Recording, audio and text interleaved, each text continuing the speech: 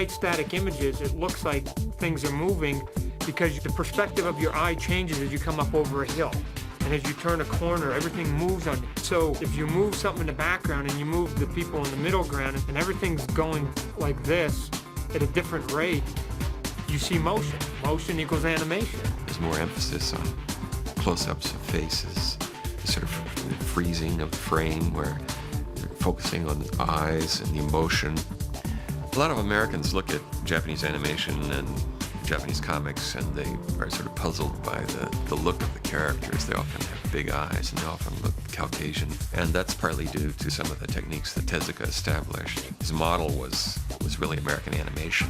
These anime babes, they have the same big eyes, the same voluptuous figure, and they're cute and bouncy and speaking squeaky little voices just like Betty Boop. Where did she come from? There's cross-pollination there, you know. I think it's somewhat similar. I mean, Astro Boy has 2 points on his head, like Mickey Mouse had 2 ears.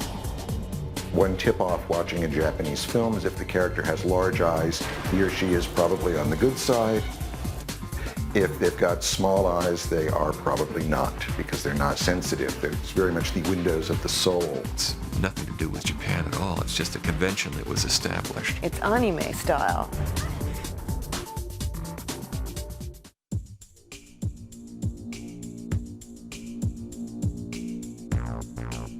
You get sequences in which there seems to be very little action going on.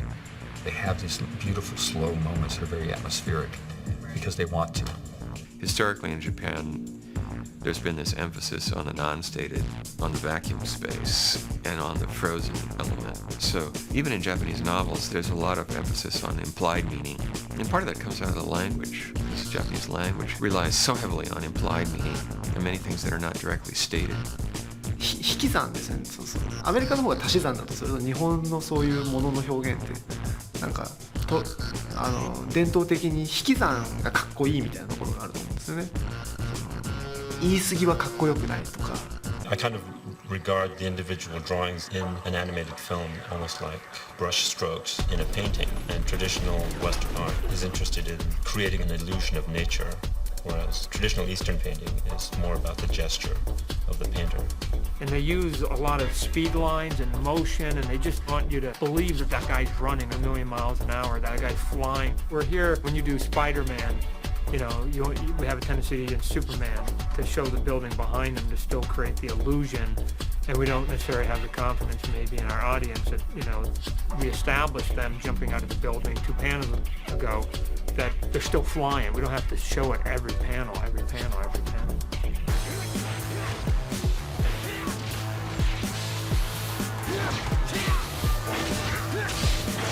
One of the delicious tropes of anime, which I think is a direct influence on The Matrix, is this savory anticipation before the violence erupts. You get this kind of freeze frame in action, this pause, right before there's often extreme violence or a moment of great action. It's a dramatic pause.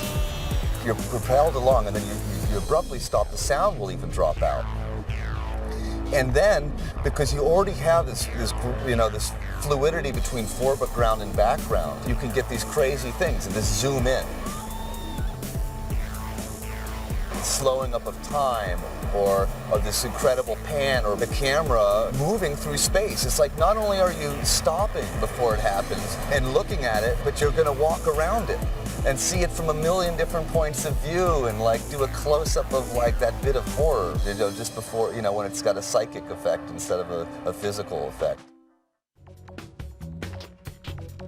As the economy continued to grow and that industry continued to expand, they just moved out in all directions into a variety of graphic styles, to the use of color, development of features, of direct-to-video projects, and of broadcast television projects, and produced an extraordinary body of work during the 70s, 80s, and 90s. By the time mid-60s had come along, the anime had started to flow into this country with stuff like Speed Racer. By the time Battleship Yamamoto and G-Force and that stuff started coming in, American productions just seemed tame by comparison. In the 70s, some people start noticing that this is like something else. It started out very small. The first organized clubs were an offshoot of science fiction fandom. Thing that was the exclusive preserve of a very small group of geeks who watched bootleg tapes or films in Japanese when very often they didn't speak Japanese. By the 80s, you have this huge fanboy subculture. And in the late 80s, you had things like Akira being done. When it made the art house theaters in the US, it really had an impact. For a lot of Americans, for a long time, if you mentioned anime, they would think Akira. Anyone who was into like action movies saw that and was like, wow, you know, they can only be blown away by that.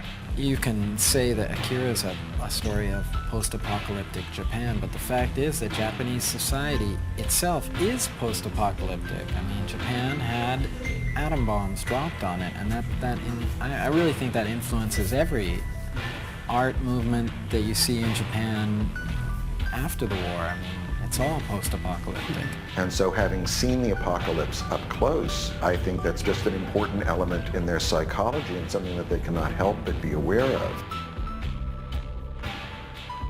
The first frame of Akira is the mushroom cloud. Fandom really expanded dramatically in the 90s with the growth of college clubs. College theaters got a hold of those films and just played them over and over and over. They became midnight things. When I was in college, Akira and Ghost of the Shell played forever. People would trade tapes with their own subtitles added on. Maybe embarrassed to have tapes sometimes. Yeah. It's like an embarrassing thing, you know, it's really closeted. But some people we know started off trading tapes, maybe having bootleg tapes, and then they went on to open up their own stores, you know, legitimate stores. So it's kind of like the way rappers used to sell stuff out of their trunk.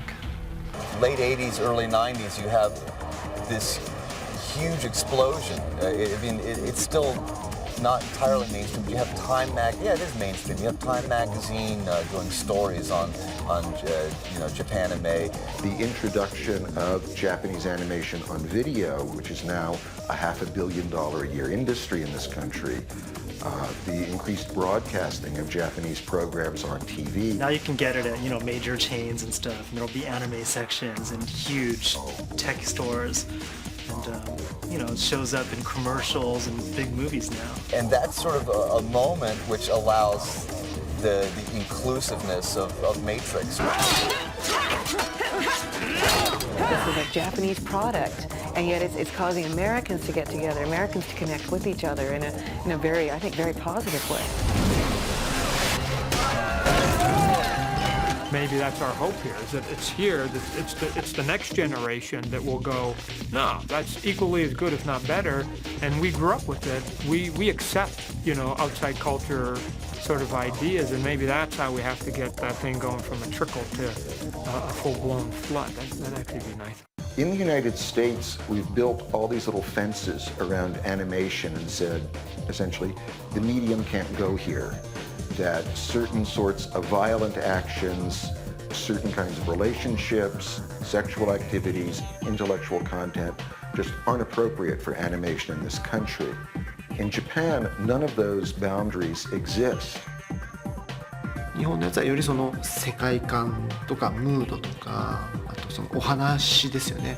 日本のアニメってのはその映画ではなくて、漫画でもなくて、絵物語と映画のちょっと間ぐらいのところにあるような気がするんですよね。だからその Like garage rock, it works as long as there's soul behind it.